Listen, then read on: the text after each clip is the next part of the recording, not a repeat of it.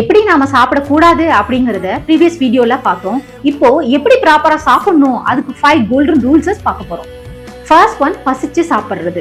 Morning 9 o'clock ஆச்சா breakfast, 1 o'clock ஆச்சா lunch, night 8 o'clock ஆச்சா டின்னர். இதுக்கு இடையில ஸ்நாக்ஸ் அதெல்லாம் நான் சொல்லல. அந்த டைம் பார்த்ததும் சாப்பிடுறது. ஏன் இப்படி?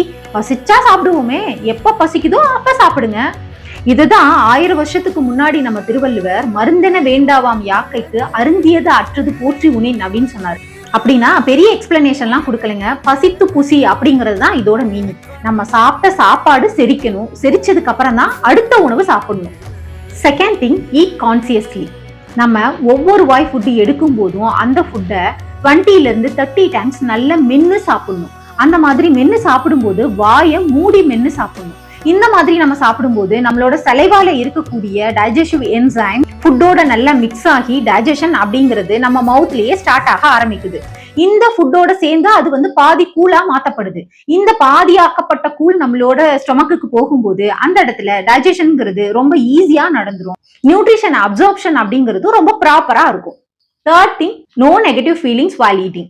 சாப்பிடும்போது டிவி பாக்குறது இல்ல மொபைல் பாக்குறது, அதுல ஏதாச்சும் ஒரு நெகட்டிவ் சீன்ஸ் வரும், அதையும் சேர்த்துதான் நீங்க சாப்பிடுவீங்க.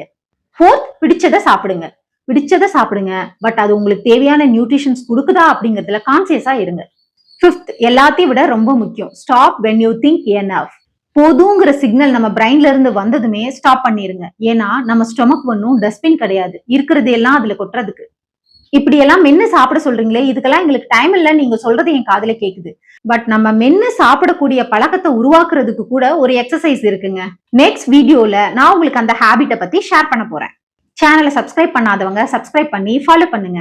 இந்த ஹெல்த் ஜர்னில நீங்களும் ஒரு பார்ட்டா சேருங்க.